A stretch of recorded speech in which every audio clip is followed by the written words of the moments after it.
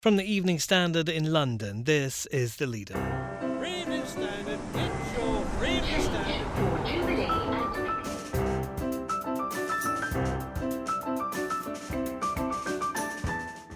Hi, I'm David Marsland. The election has been called and we fear it's going to get nasty. Politics has been pretty angry recently. We've got some MPs standing down, they say, because they just can't take the hate, they can't take the pain, the anger, the division in the House of Commons and beyond. Our associate editor, Julian Glover, on how a simmering culture war could explode this Christmas. Also, I think we're going to see quite an angry campaign. I mean, one of the things I'm quite worried about, actually, is the levels of aggression. the final Prime Minister's questions before the election was stormier than usual. Our Londoner editor, Ayesha Hazarika, wonders if it set the tone.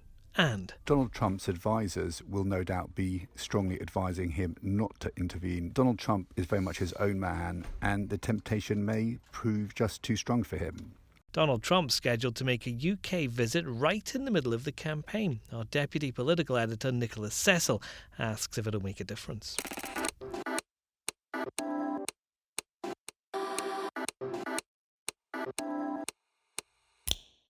Taken from the Evening Standard's editorial column, this is The Leader. For the whole thing, pick up the newspaper or head to standard.co.uk/comment. In a moment, Julian Glover on the divided nation going to war with itself. The deal is that, and it is ready to be approved by a new parliament. We want this country to be rid of this reckless and destructive Conservative government.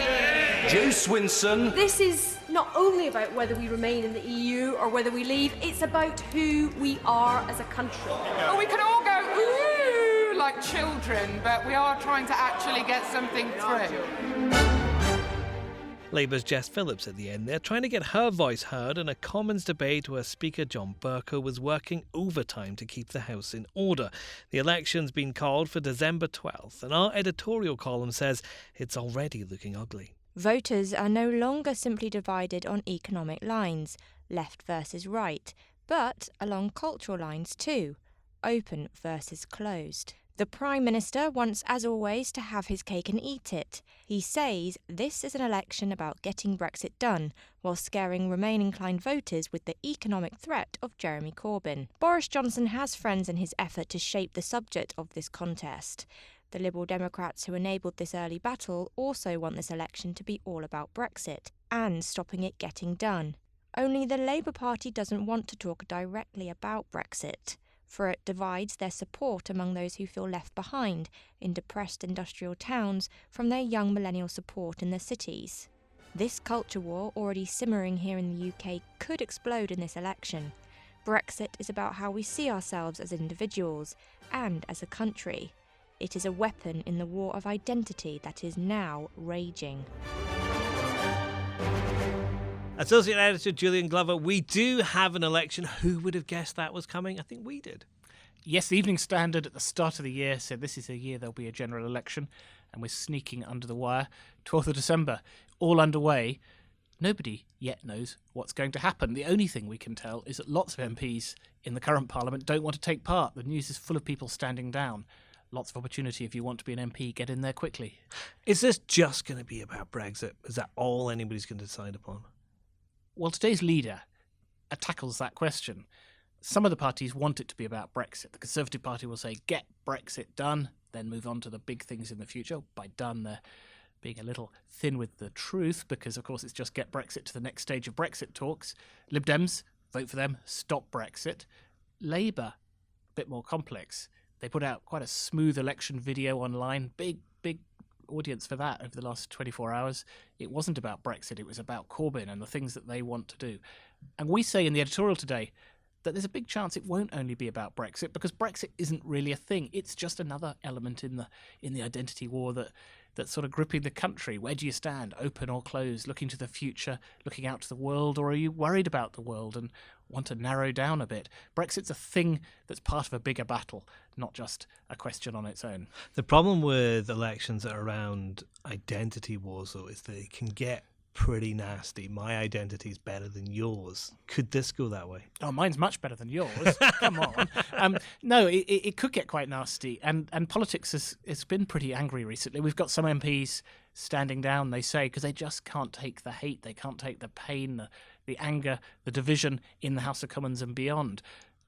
I think there is a chance, though, that this could resolve a few things. We could start to see people feeling they can vote for parties and candidates that they do support, that they feel more comfortable with than they have in the past. Lots of fluidity, people changing allegiances, people have moved party in the current parliament a lot. There are candidates for the Lib Dems who, at the last election, were Tories battling against the Lib Dems. We've got people like Dominic Grieve, highly respected figure, great Conservative MP until recently, now standing as an independent against the Conservatives. Maybe the Lib Dems will come on board. Looks like they won't stand there. They're going to help him. So perhaps we could see a bit of a reassignment rather than just rage. Now, Julian, this is going to be my first election here at the Evening Standard. What can I expect from this newspaper? What you can expect is really good coverage of London.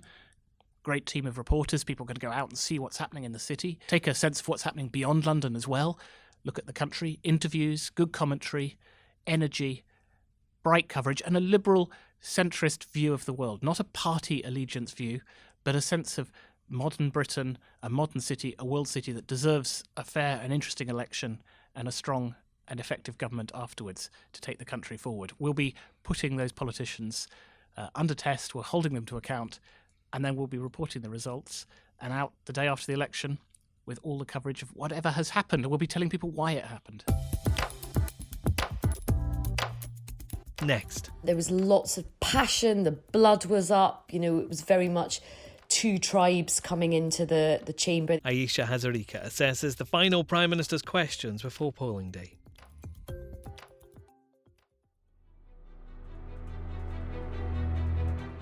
The last PMQs before the election started nicely, with tributes paid to outgoing, in every manner of the word, Speaker John Bercow. Then normal service resumed, as Boris Johnson and Jeremy Corbyn fired campaign lines at each other, and MPs showed their eagerness for an election by shouting as loudly as they could behind their leaders. Our Londoner editor Ayesha Hazarika was watching it all out of the office. Ayesha, it was very energetic. Is that the tone the campaign will take?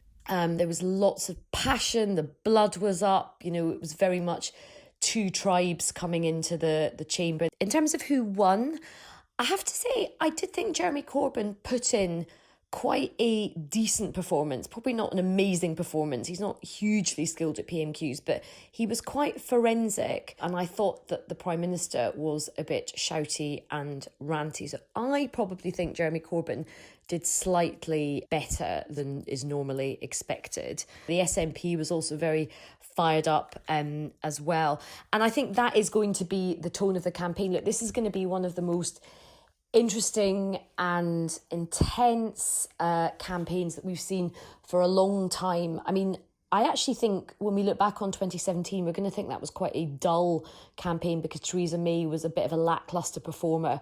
Boris Johnson, I mean, I'm not a huge fan of his, but he certainly likes getting out on the road. He's much more energetic. He's much more spirited. He's much more aggressive. I think we're going to see quite an angry campaign. I mean, one of the things I'm quite worried about actually is the levels of aggression. Politics has become incredibly toxic. We've seen quite a few female MPs stand down over the last couple of days, including Heidi Allen, because they've said that the atmosphere is just so horrible and nasty and frightening and intimidating that they just don't want to be part of it anymore for them and their family.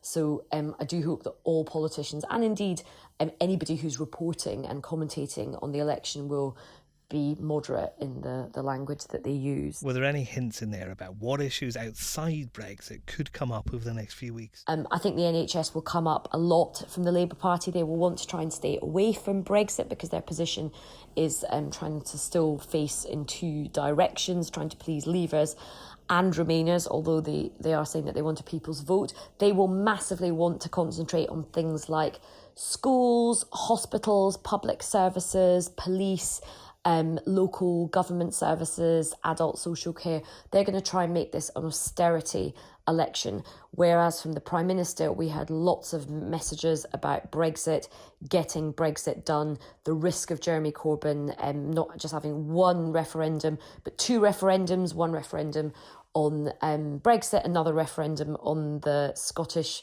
question which he alluded to. He did quite a stinging attack on the SNP, and he also did a big sort of attack on Jeremy Corbyn as this is a man that you can't trust with the economy. I was surprised actually that Jeremy Corbyn didn't hit back with another attack line on Boris Johnson, saying, well, actually, if you look at your deal, then it looks like there's going to be around a 6% hit to the economy. We definitely know that these are the themes that will be coming up a lot, so get ready to look out for those. You'll be hearing those themes and those messages again and again and again on a loop.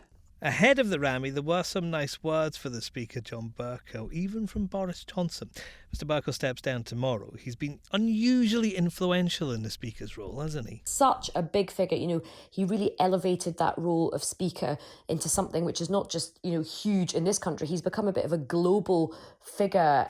Joe Murphy and I interviewed him probably about a month or so ago now, when he said that he was going to step down. And he's a fascinating man. He's been on quite a interesting political journey himself. He started off very much on the right wing of the party. He was very much part of something called the Monday Club, which was very, very hardline anti-immigration. He's been on quite a big progressive journey, and now one of the legacies in the House of Commons is that he really champions diversity, racial diversity, LGBT diversity. He's sort of opened up Parliament to visitors and schools, and he's tried to make the staff a bit more reflective of the society it serves. But the thing he will be known most for, and I think he's been a very good speaker from this point of view, is he's made Parliament relevant again. He's used urgent questions to give the opposition MPs much more of an opportunity to hold government ministers to account. So they will often sort of drag the minister away from the department or from a visit to answer a really important question in the House of Commons. And of course, on the issue of the day, Brexit, he's really tried to make sure that Parliament has not been sidelined. He's made sure that it hasn't just been a small group of people in the cabinet, the executive, that have had all the power. In my view, and I know this is controversial, many of our listeners may disagree, I think he has really upheld the tradition of parliamentary sovereignty in this country. So I'm a big fan of his. I think very, very big boots to fill, and it's going to be fascinating to see who the next speaker will be. I hope it will be Harriet Harman. I do declare I used to work for her. I think it would be great to have an experienced woman in the role. But the other person who is very popular with the MPs is Lindsay Hoyle, who is the Deputy Speaker. So that is going to be very interesting to see who takes over. And they, of course, will have a huge role to play in shaping the next phase of Brexit and whoever is our Prime Minister after the general election. On December 3rd, Donald Trump is due to visit the UK. The trip's been scheduled for months, but no one expected it to come during a general election, just a few days before the polls open. Could it have an effect? Our deputy political editor Nicholas Cecil's in our Westminster office. Nick, why is Mr Trump coming here in the first place? Well, Donald Trump is coming to Britain for a 2-day NATO summit in London, which starts on December the 3rd, and that will be just 9 days before polling day on the 12th. Could that visit have an impact on the UK election? Well, it certainly could. Donald Trump's advisors will no doubt be strongly advising him not to intervene in any way in the campaign. But Donald Trump is very much his own man, and the temptation may prove just too strong for him. From Boris Johnson's point of view, he could use Mr Trump's visit to highlight his prime ministerial credentials. He could be photographed standing shoulder to shoulder with Mr Trump and other world leaders discussing security issues at the NATO summit, such as Syria and Islamic State. From Jeremy Corbyn's point of view, he could try and use a visit to trumpet his claim that Mr Johnson is pursuing a Trump deal Brexit. And this, he would argue, would see Britain open up to US agricultural imports such as chlorinated chicken and the NHS to US pharmaceutical giants. And in PMQs today, Jeremy Corbyn was raising the prospect of US involvement in the NHS following any kind of post-Brexit UK-US deal. Well, this story has flared up again because after a Channel 4 Dispatches report on Monday, which said that there had been 6 meetings between UK and US trade officials at which drug pricing was mentioned. Now, the Health Secretary was asked about this report this morning and did not deny that these meetings had taken place. He said there'd been no formal meetings where drug pricing was discussed, and that it's against government policy to make any changes to drug pricing. But certainly Mr Corbyn used the last Prime Minister's questions of this very short parliamentary session to focus on this idea that a UK-US trade deal will lead to changes in the way the NHS buys medicine. Now, in general, international leaders don't tend to get involved in the internal affairs of foreign countries, but Mr Trump's already meddled a little bit in British politics. He supported Boris Johnson even before he was Prime Minister. If we remember back to the summer of 2018, when he came over for a visit to Britain, he dropped a bombshell, basically warning that the Brexit proposals that Theresa May were pursuing at that time could actually probably kill off the prospect of any UK-US trade deal. And even his presence here, I suspect Mr Corbyn will use that to try to energise Labour supporters to get out campaigning, and also to try to shift the focus of the election campaign back onto the NHS. So some kind of an impact from this visit can be expected, but as with everything with Donald Trump, it's always unpredictable, isn't it? When he wakes up in the morning, a large part of the American government is waiting to see what he's going to tweet next.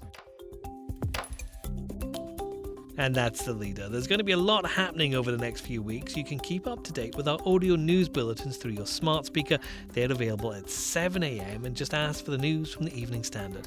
And every day we'll bring you up-to-date analysis and comment right here in this podcast. Come back tomorrow. We're here from 4.